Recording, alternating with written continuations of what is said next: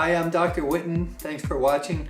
I've been doing muscle testing for about 25 years, and so I wanted to help people who are new to muscle testing, or even if you've done it for a while, because even experienced muscle testers, there's some mistakes that I see people making. They tire out the patient's arm by pushing too hard or not pushing with the right direction. And so I want to go through some of the fundamentals of muscle testing. So the basic idea with muscle testing is if you ask a question or make a statement, if the answer is yes, the muscle holds strong. If the answer is no, it goes weak. Also, let's say you touch someone's shoulder. If it holds strong when you push on the arm, it means there's no issue. So if you touch something and there's a problem, the muscle will go weak. That's essentially saying there's an issue. So if the muscle tests strong, that means either you've asked the question and the answer is yes, or you've touched a place on the body and there's no issue.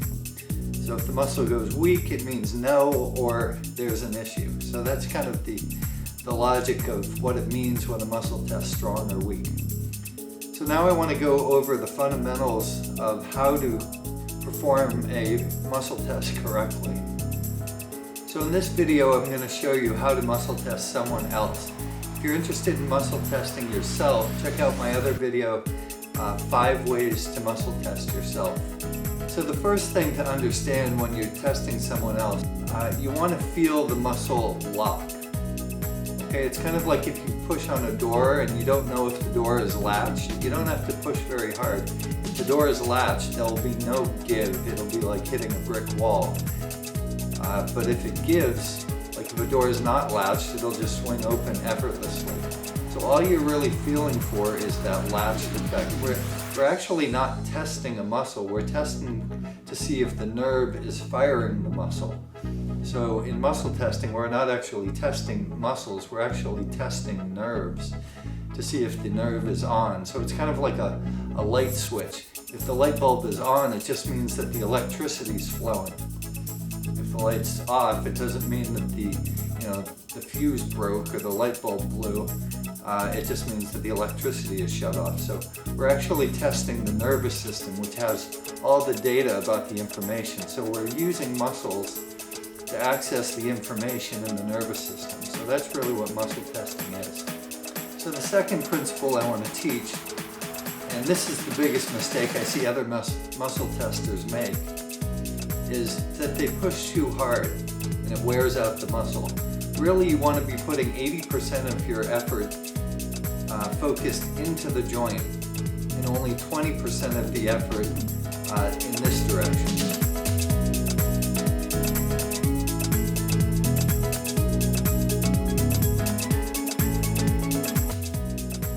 The next thing to remember is that you want to relax the wrist and make sure that the elbow is locked out. What happens is that when somebody feels that their muscle is about to go weak, they intuitively try to recruit other muscles. So they make a fist, or they bring their wrist back like that, or they'll slightly bend their elbow. And this prevents you from getting a clear muscle test because other muscles are trying to engage to prevent you from getting a clear weakness. The next thing to remember is that you want to build the pressure slowly instead of doing a jerky muscle test. A lot of times I'll see people muscle test, they'll say hold, and they'll jerk the arm, and it doesn't give the client or the patient time to resist because it's too fast. So you want to build the pressure slowly and see if the muscle can engage.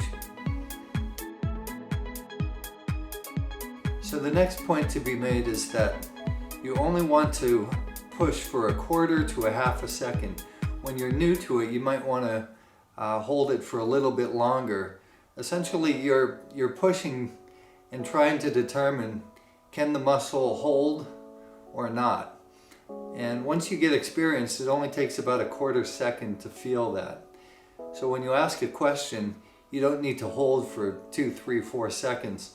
When I do a treatment, I'm doing hundreds of muscle tests in a single session, so there's not several seconds. I don't have several seconds to waste on every single muscle test.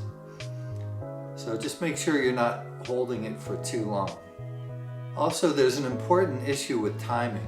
If you're asking a question, you have to ask the question and then do the muscle test. Sometimes people will do it simultaneously. They'll ask the question at the same time that they're pushing, and it doesn't give the patient time to process the question that you're asking. So there should be like a timing. You ask the question, say hold and push. Ask the question, hold, push. And either it will break or hold. There's no in between. So if you're not getting clear muscle tests, then there's something that you either need to change the angle of the test that you're doing or use a different muscle. Sometimes people have spongy muscles and it's hard to tell if it's locked or not. In that case, you want to try a different muscle. Now, a lot of times people get confused on how to set up the muscle test. If they're doing a deltoid test or a pectoralis test or a bicep test, they don't know whether to put their hand this way or this way. And so the rule with that is if you put your pinky up, that will set up your hand in the proper position to do the muscle test. So it's a simple rule and it applies in almost all cases. Now with the hand that you're not muscle testing with, you want to use that as a counter pressure to stabilize yourself. Sometimes when I'm muscle testing, people ask, what is that hand doing? Essentially, the other hand is just stabilizing myself, because if I'm pushing in one direction, I'm going to be throwing my own body off balance in the other direction. So I use my other hand as a counter pressure, just so my muscles and my body doesn't get torqued as I'm working with people. So those are the fundamental principles of doing a correct muscle test. Once you learn these from the beginning, you'll get much clearer muscle tests. It'll be a lot more effective for you, and will help you avoid a lot of frustration that I went through in my early days. Thank you so much for watching. If you enjoyed this video, give it a thumbs up and subscribe for more videos, and leave your questions in the comment section below. See you next time.